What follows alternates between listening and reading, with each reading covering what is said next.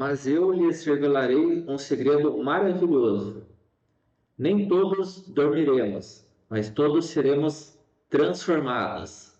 Acontecerá num piscar de olhos, ao som da última trombeta. Pois quando a última trombeta soar, aqueles que morreram ressuscitarão, a fim de viver para sempre. E nós que estivermos vivos também seremos transformados, pois o nosso corpo mortal precisa ser transformado em corpo imortal. Então, quando o nosso corpo mortal tiver sido transformado em corpo imortal, se cumprirá a passagem das Escrituras que diz: a morte foi engolida na vitória. Assim está escrito em 1 Coríntios 15:51. E isto ocorrerá ao soar da trombeta de Deus. Como se observa, o arrebatamento ele era um mistério, o qual foi revelado a Paulo, estando oculto aos profetas do Antigo Testamento.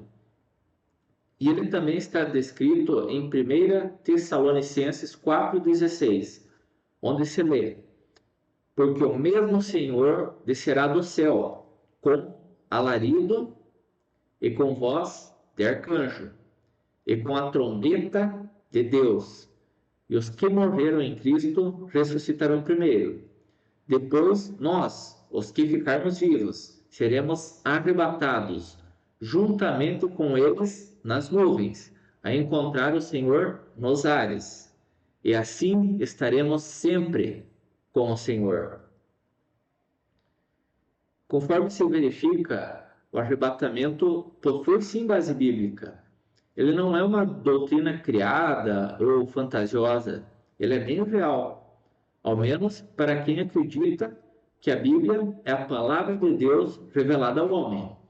Este acontecimento ele pode ocorrer a qualquer momento, inclusive enquanto estou falando aqui, já que não haverá sinais, diferentemente da segunda vinda de Jesus.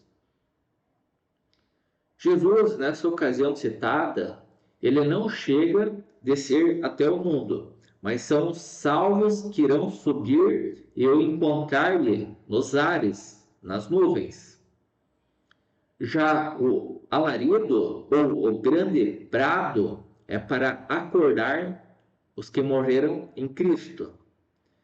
Estes serão ressuscitados primeiro, já que os mortos sem Cristo apenas irão ressuscitar para entrarem em juízo vindouro, após o milênio, o reino de Cristo na terra, para então serem condenados ao inferno, onde serão lançados em corpo e espírito.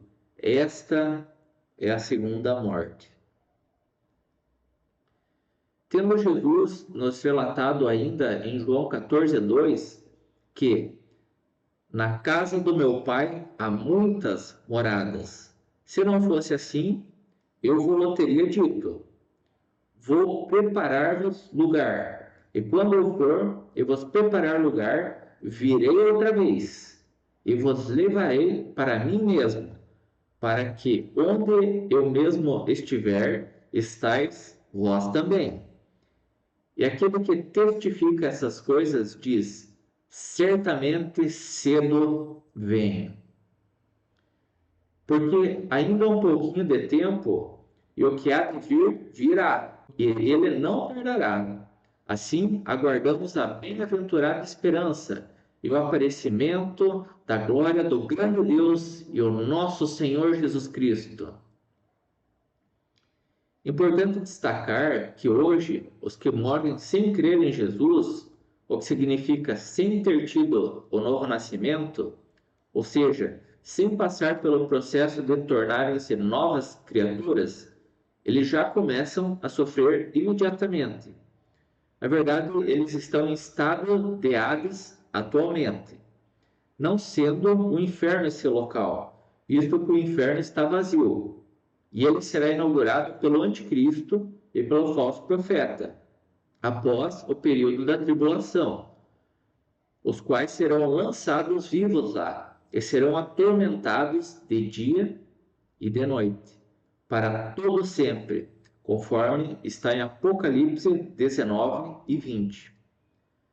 Sendo interessante relatar também que o estado de Hades, onde estão hoje os que morreram sem Cristo, descrito por Jesus em Lucas 16:19, é onde ficam os mortos em espírito, aguardando a ressurreição para serem julgados e condenados ao inferno. Nesse local, segundo o Senhor, não há nem uma gota sequer de água, e há tormento de chamas.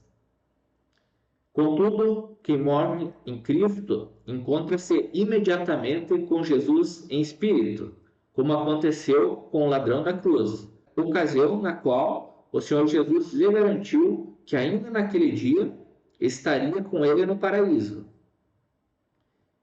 Em ambos os casos, o corpo permanece na terra, aguardando a ressurreição. Outra passagem que faz menção à ressurreição dos mortos é em João 15:28, onde menciona: não fiquem tão surpresas. Na verdade, vem o tempo em que todos os mortos ouvirão em seus túmulos a voz do Filho de Deus e ressuscitarão. Aqueles que fizeram o bem para terem a vida eterna, e aqueles que continuaram a praticar o mal ressuscitarão para serem julgados. E acrescenta-se ainda que haverá mais de uma ressurreição dos mortos. Assim, o corpo dos santos arrebatados, salvos, ele passará por uma tremenda mudança física. Não se trata de receber um corpo novo, mas de um corpo transformado, os quais serão glorificados como o corpo do próprio Senhor. E estes experimentarão uma permanente semelhança moral com Cristo. Essa conformidade moral, na verdade, ela é efetuada pelo trabalho silencioso do Espírito de Deus, enquanto o salvo está aqui na terra. Mas na ocasião do arrebatamento, ela se completará e será uma condição imutável. Já a natureza caída e pecaminosa dos santos arrebatados será erradicada. Isso significa que eles nunca mais pecarão, pois serão aperfeiçoados na sua totalidade. Desse modo, os que morreram com Cristo serão ressuscitados ao tocar da trombeta de Deus e terão seus corpos glorificados, sendo que seus espíritos retornarão a seus corpos. E os que estiverem vivos terão seus corpos transformados. Em ambos os casos, serão arrebatados para se encontrar com Jesus nos ares. Por outro lado, os mortos sem Cristo ressuscitarão com os corpos como estavam e sairão do estado de Hades para então serem julgados. Ponto importante também a se mencionar é que com a retirada dos salvos da terra, o Espírito Santo irá junto, conforme está escrito em 2 Tessalonicenses 2:7. Atualmente, o Espírito ele reside na terra, tendo a igreja como sua habitação. Hoje é ele quem detém o curso do mal, juntamente com os governos instituídos por Deus. Mas quando a igreja for chamada ao céu no arrebatamento, o Espírito de Deus irá junto. E a corrupção, a violência tomarão conta em ritmo acelerado. Nessa ocasião, os governos irão apostatar de forma graduada e toda aparência de retidão será abandonada. A vida na terra será moralmente semelhante aos dias de Noé e de Ló. O resultado disso permitirá que os homens tenham a terra como desejavam, sem os padrões morais de Deus. Este será o princípio das dores. E após haverá grande tribulação, como nunca desde o princípio do mundo ocorreu, e nem jamais haverá. E se aqueles dias não fossem abreviados, ninguém sobreviveria. Mas, por causa dos eleitos, aqueles dias serão abreviados, como está escrito em Mateus 24, 21. Ademais, os que ficarem para trás e já tiverem ouvido o Evangelho da graça de Jesus Cristo, acabarão por crer no Anticristo, visto que o próprio Deus enviará a operação do erro para que creiam na mentira, uma vez que rejeitaram a verdade e serão julgados, já que tiveram prazer na iniquidade, conforme menciona em 2 Tessalonicenses 2,11. Em outras palavras, a porta da salvação terá sido fechada para estes permanentemente.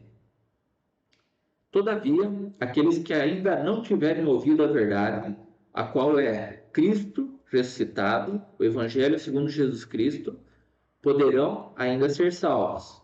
De todo modo, o fato é que em breve tudo isso estará cumprido.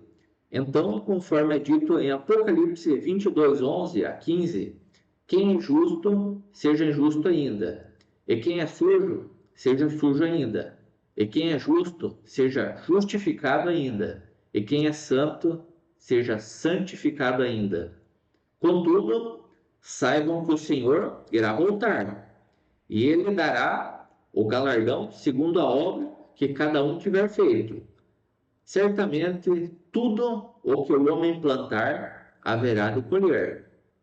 Assim, quem tem ouvidos para ouvir, ouça, e quem tem olhos para ver, veja, pois todo o joio será lançado ao fogo e será queimado, e ali haverá pranto e ranger de dentes. Mas o trigo será guardado no celeiro de Deus.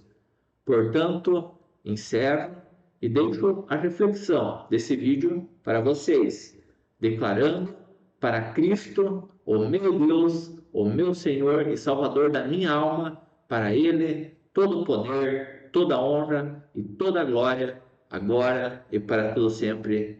Amém.